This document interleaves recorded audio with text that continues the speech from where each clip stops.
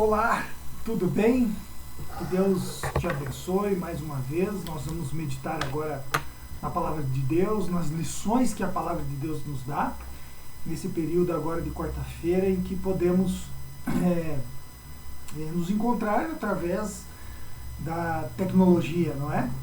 E hoje eu queria realmente começar uma nova série de estudos, né? E eu queria me basear aqui num livro bem interessante, um livreto, né, que tem algumas lições bem importantes para nós, que é Jesus Extremo, Paradoxos que Dão Vida, do Marcos Blanco. Ele é um editor da casa publicadora lá na Argentina. E ele traz algumas coisas bem importantes aqui que a gente pode tirar algumas lições para a nossa vida do cotidiano, né? Que nos ensinam realmente lições espirituais importantes para nós. E a primeira parte aqui ele vem falando sobre morrer para nascer. E ele conta a história aqui de um homem, de um jovem na realidade, Terry. Ele tinha 19 anos no ano de 1984.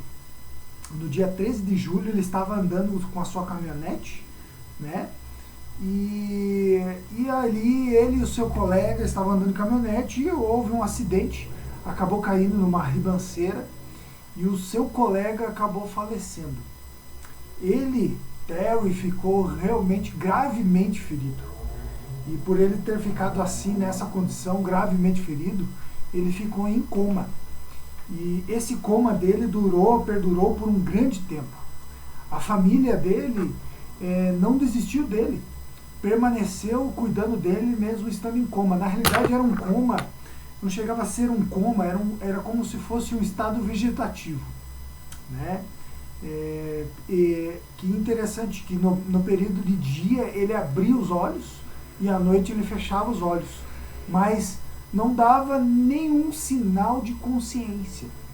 Então era uma situação bem complicada para a família. A família e até a esposa, a jovem esposa dele, não lhe abandonou. Esposa Sandy, o nome dela, né? Não lhe abandonou.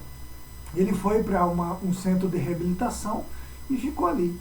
A família tinha que dar como alguém que estaria vivendo por essa condição para sempre. Mas quase 19 anos depois, Terry já estava com 38 anos. Ele retomou a consciência. Era alguém que era quase dado como morto, mas retomou a ter consciência. Voltou a ter vida, né? Voltou a viver. Alguém que estava realmente dado como um vegetal, que não tinha vida nenhuma, voltou a viver, né? E é interessante que a Bíblia ela vem nos falando sobre essa importância de nós voltarmos a viver, né? E quando a gente vai lá no livro de João capítulo 3, você vê ali Jesus falando para Nicodemos, dizendo para ele, olha, é necessário que você viva novamente. Vamos lá, João capítulo 3, verso 3, lá diz o seguinte: a isso respondeu Jesus, em verdade te digo, que se alguém não nascer de novo, não pode ver o reino de Deus. Ou seja, Jesus está dizendo que é necessário que a gente tenha uma nova vida, uma vida nova. O que ele quer dizer com isso? Primeiro que ele está dizendo que a vida que nós levamos sem uma vida espiritual é uma vida morta, né? E para Nicodemos, onde Jesus estava dizendo, isso era algo um pouco difícil para ele entender isso. E talvez seja difícil para você que esteja aqui entender o que é nascer de novo. Tanto é que Nicodemos ele diz o seguinte lá no verso 4. Perguntou-lhes Nicodemos: como pode um homem nascer sendo velho? Pode porventura voltar ao ventre materno e nascer pela segunda vez? O que Jesus queria dizer? Ele estava dizendo que o estilo de vida que João estava vivendo é um estilo de vida muito raso em comparação a tudo que Deus quer nos dar, né? É uma vida que não nos traz realmente a verdadeira felicidade. Era isso também que Jesus estava dizendo para nós, né? Ele estava dizendo que O que Deus tem a nos oferecer é algo que é aí que nós vamos dizer que nós estamos vivendo de verdade. É isso. Basicamente é isso. Né? No verso 5 lá diz o seguinte: e respondeu Jesus: em verdade te digo, quem não nascer da água e do Espírito não pode entrar no reino de Deus. Né? Olha que interessante. Nascer da água e do Espírito. Nós precisamos entender que aqui é uma linguagem espiritual mesmo. Né? Então o que Jesus está dizendo é que muitas pessoas podem estar vivendo aqui nessa vida, mas estarem mortas de forma espiritual. Deus quer nos dar realmente vida espiritual. Vida verdadeira.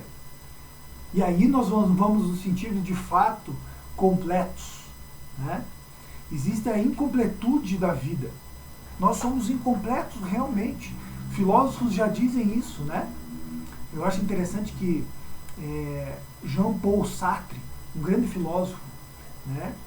Ele não era cristão, ele era ateu na realidade, mas ele dizia que dentro do coração dele existia uma incompletude. Algo que não se resolve, algo que não tem solução. Né? E a palavra de Deus, quando Jesus vem dizer para nós que nós nascemos de novo, ele está dizendo que ele vai nos completar. Completar aquilo que precisa ser realmente feito. Renascer. Né? Renascer. O que Jesus quer dizer para nós primeiro é que para nós nascermos mesmo também, nós precisamos morrer. Poxa, pastor, primeiro você está falando que a gente já está morto, mas eu quero dizer que a palavra de Deus ela nos ensina realmente isso. Nós precisamos morrer. Que morrer, pastor? O que você quer dizer com isso? Morrer quer dizer arrependimento. É você olhar para a condição que nós estamos, que você e eu estamos, e nos sentirmos tristes, para depois nos sentirmos felizes. Se você for lá no livro de Mateus capítulo 5, verso 4, você vai entender um pouquinho o que a Bíblia está falando sobre isso. Mateus capítulo 5, verso 4. Abre lá a sua Bíblia que você vai ver. Olha o que Jesus diz para nós. 5, verso 4, lá diz o seguinte, lá está as bem-aventuranças que Jesus diz. Né? Ele diz o seguinte: felizes são os que choram, porque serão consolados. Que isso? Como assim felizes os que choram? É que na realidade, aqueles que choram, a Bíblia está falando para nós, são aqueles que reconhecem que precisam realmente mudar de vida. Eles olham para a sua condição, veem que estão realmente numa condição triste, numa condição que é deplorável realmente. E ao olhar para isso, eles veem a necessidade de estar caminhando para Cristo, de aceitarem o caminho de Cristo. Entende? Então por isso que a Bíblia diz que são felizes os que choram, porque eles serão consolados. Né? E é interessante que o Padre Agostinho, um dos líderes da igreja, ele disse que quanto mais infeliz eu estava, mais perto ele se sentia de Deus. Ou seja, quanto mais nós reconhecemos que precisamos realmente, que nós estamos num caminho que não é realmente o melhor caminho para a nossa vida, para o nosso bem-estar, e nós reconhecemos que precisamos de Deus, aí é que nós nos aproximamos realmente dele. Né? Existem dois tipos de tristezas que a Bíblia apresenta. Vamos lá.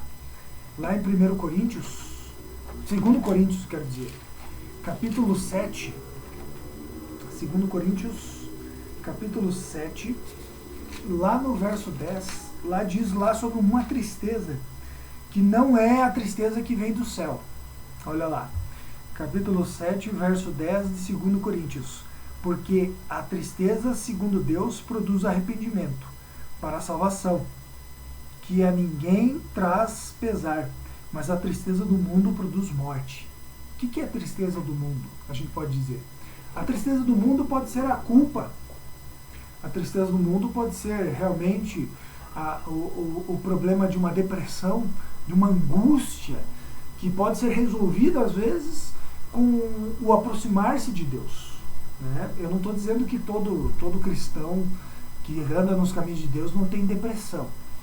Mas eu quero dizer que realmente aquele que está ao lado de Deus, ele tem mais capacidade para sair dessa situação de depressão. Ele tem mais forças. Né? Então essa tristeza é a tristeza do mundo.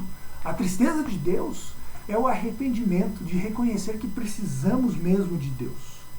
Olha o que Ellen White diz com relação, no livro Desejar das Nações, página 300, com relação a essa tristeza que pode se comparar como fraqueza, mas é força, que liga o penitente, ou seja, aquele que se arrepende, ao infinito, com os laços que não podem romper. Né?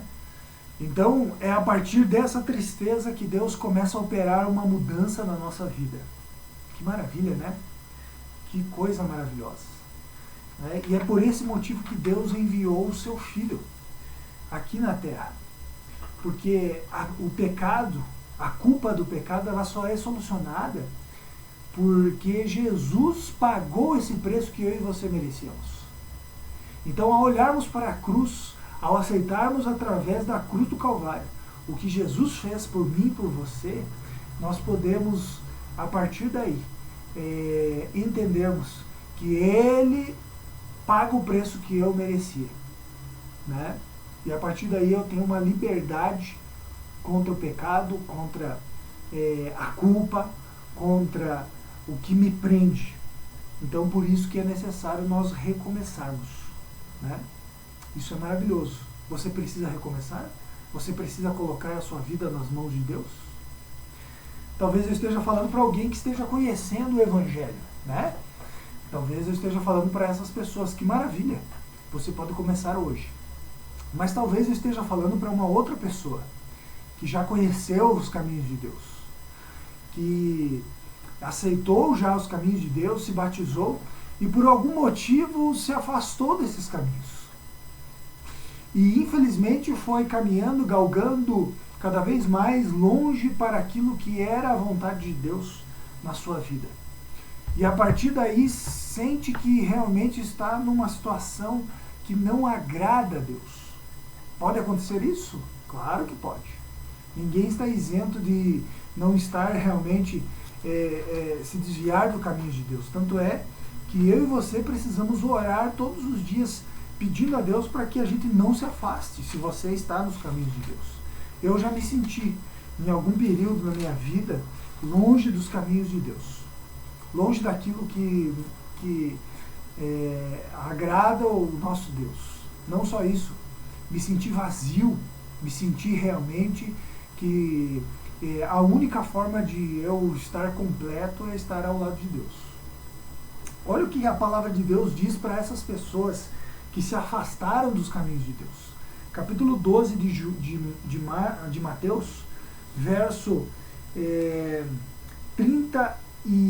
43 e até o verso 45, lá diz o seguinte: quando o espírito imundo sai do homem, anda por lugares áridos, procurando repouso, porém não encontra.